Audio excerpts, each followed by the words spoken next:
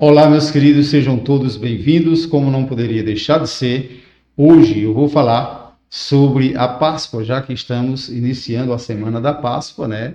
Primeiro domingo de Páscoa hoje, e não podíamos deixar de falar sobre esse importantíssimo assunto. Eu considero que a Igreja do Senhor deve ser muito bem ensinada. Então, com certeza, eu estou mandando este vídeo para todas as igrejas que queiram aprender sobre a Páscoa, tá bom?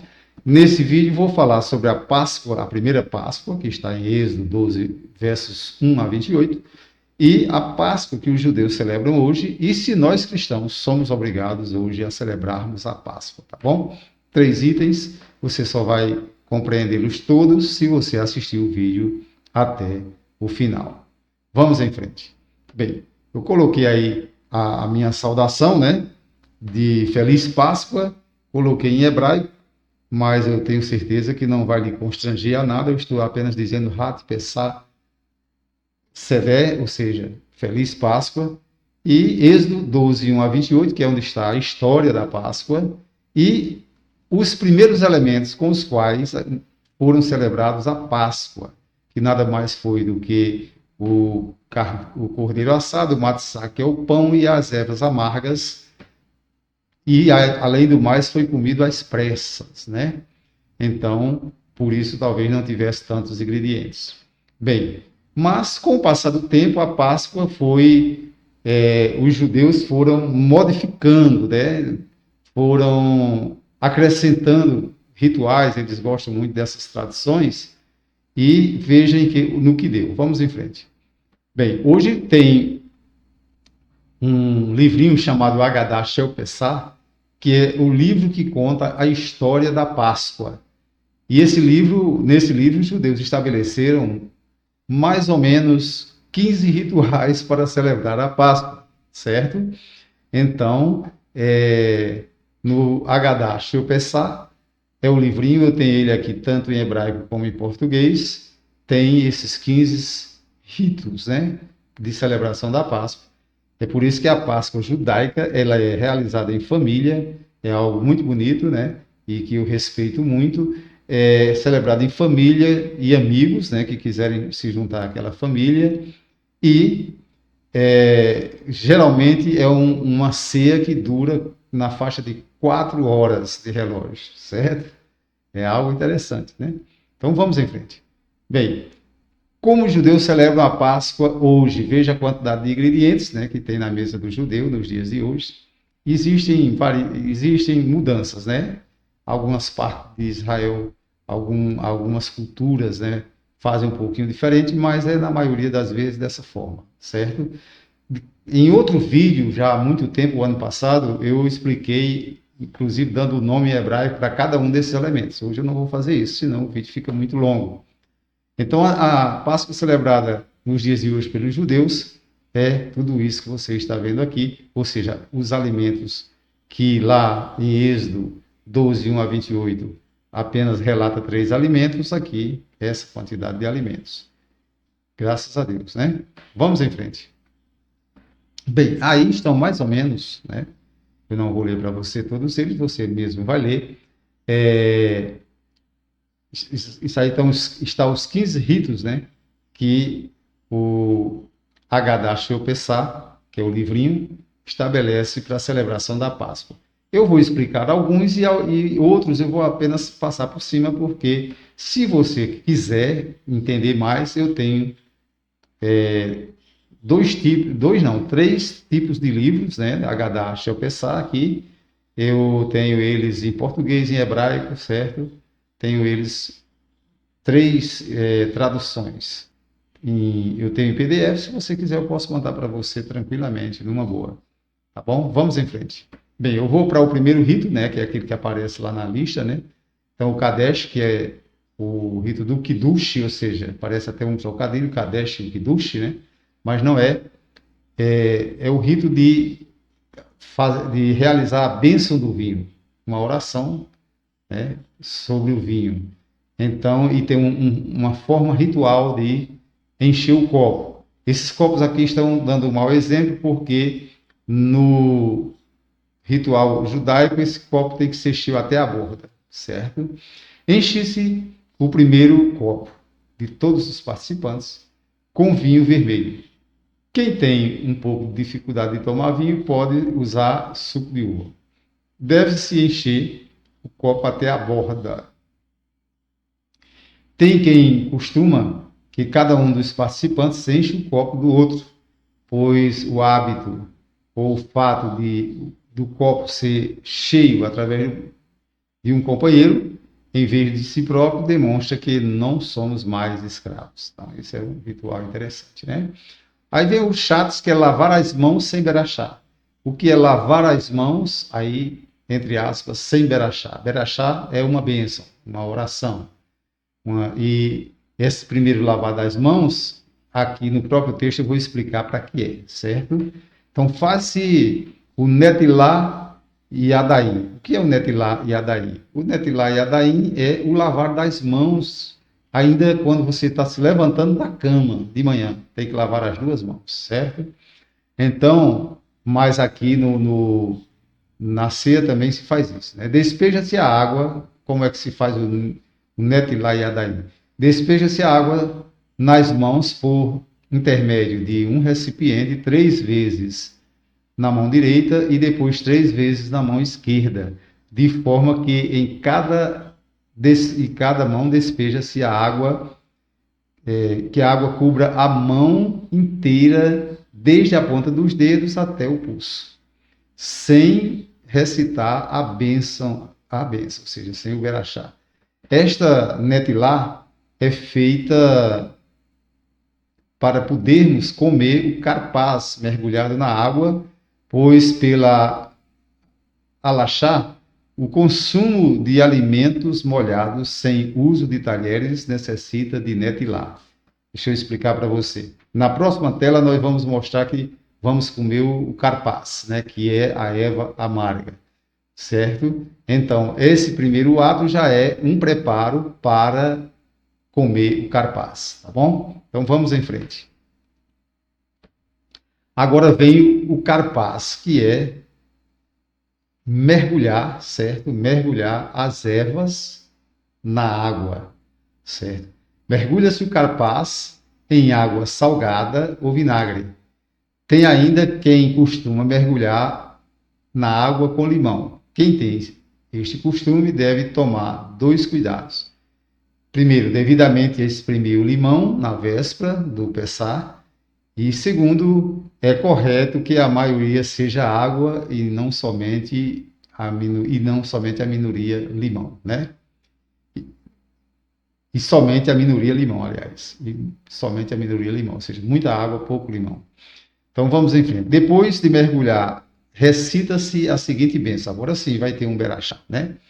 Mergulha-se o carpaz na água, que é a erva amarga, e pronuncia-se a seguinte berachá. Bendito és tu, Senhor nosso Deus, Rei do universo que cria o fruto da terra. Interessante, né? Aí vem agora o yachatz.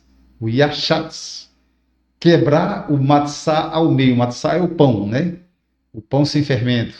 Observe que eu coloquei uma imagem de 2 mãos quebrando o pão sem fermento ao meio. Quebra-se o matzá do meio em 2 pedaços. O pedaço maior está reservado para o afkomim e deve ser embrulhado em um pano ou guardanapo. A parte menor é recolocada entre as 2 matzot. Alguns costumam dizer que o condutor do sedé coloca o afkomim num guardanapo e cada um dos presentes o coloca no ombro direito, passa-o para o ombro esquerdo e diz o versículo Shemó 12, 34. O restante da massa não fermentada está em suas vestimentas, sobre os ombros, e os filhos de Israel fizeram como lhes falou Moshe, ou seja, Moisés, né? Então vamos nós. Agora vem o Magidi, que é a recitação do Agadá. Bem, o Magide é muito longo, porque aí, neste momento, começa-se a contar a história, né, sobre o Êxodo, que está exatamente naquele Haggadah Shel Passar, que é o livrinho, certo? A história, o Haggadah Shel Passar significa história da Páscoa, né? Então, neste momento, começa-se a contar sobre o êxodo do Egito.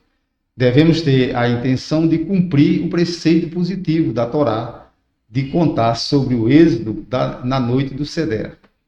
Embora o condutor do Seder recite o Haggadah em voz alta, é correto que todos os participantes repitam recitando o Haggadah, mesmo que em voz baixa. Por que isso?